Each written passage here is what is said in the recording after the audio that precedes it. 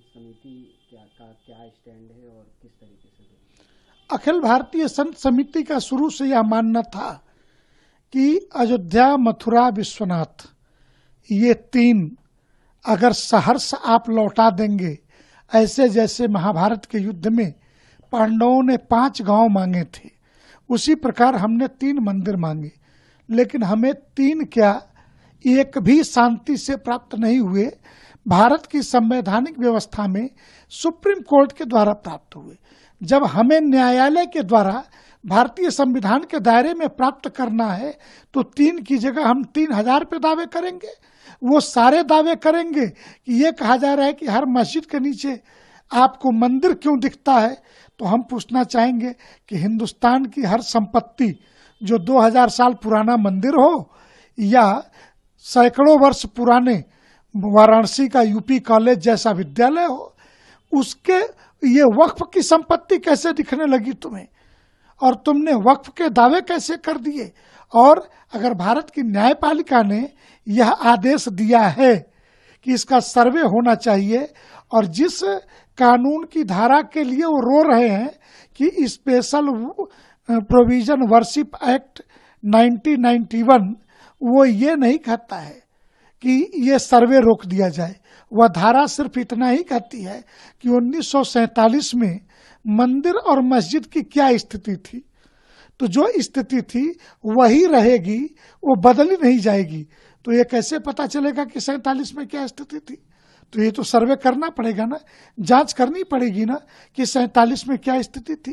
तो यही तो जांच करने के लिए लोअर कोर्टों ने आदेश दिए हैं। तो इस पर इनको इतना रोना धोना क्यों है?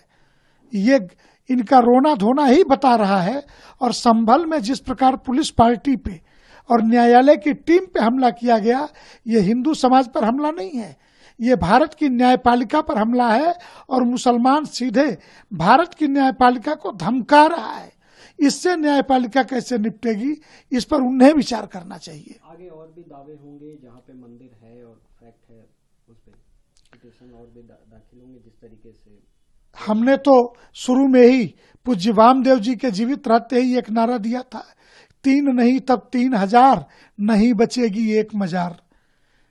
हम तो कोई फर्जी दावा कर नहीं रहे, हम तो कह रहे कराओ एएसआई से सर्वे, एएसआई संरक्षित स्मारकों का सर्वे कराओ, कोर्ट सर्वे कराए, तो ये तो पता चलेगा कि ये क्या है। इनके बाप दादे मुगल जो हैं गधे पे लाद करके क्या लेके आए थे, कौन सी टेक्नोलॉजी लाए थे, इनको दिक्कत क्यों है। और हम तो जो कुछ भी मांग कर रहे हैं वो न्यायालय से मांग कर रहे हैं। हम तो भारत के संविधान के दायरे का कोई उल्लंघन भी नहीं कर रहे हैं। समाजवादी पार्टी का डेलीगेशन कल वहाँ पे जाने की कोशिश किया, और जबकि वहाँ के अधिकारियों ने मना किया है कि अभी यहाँ कोई ना आए, कोई पॉलिटिकल टूरिज्म ना करे। साथ ही कांग्रेस जाने की बात कर रही है डेलीगेशन कल वहाँ। जो लोग संविधान की लाल लाल डायरी लेके घूम रहे हैं, ये इस राष्ट्र के एकता और अखंडता और हिंदू समाज के सबसे बड़े दुश्मन ये लोग हैं।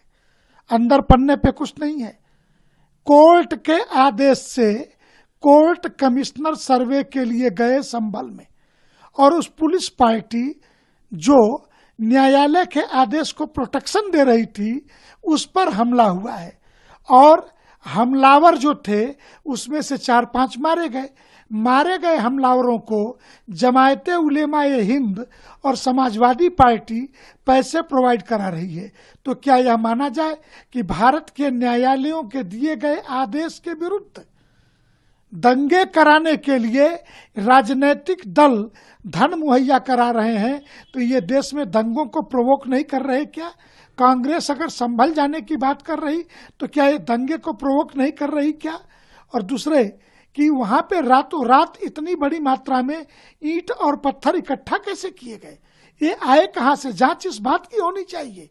और इन दंगाइयों के घरों को अगर पैसे दिए जाएंगे तो सीधे सीधे से दंगा रोकने के लिए नहीं, तुम मर जाओ, हम तुम्हारे परिवार को पाल लेंगे, इस भावना से सपा और जमायते उलेमाए हिंद और कांग्रेस काम कर रही है।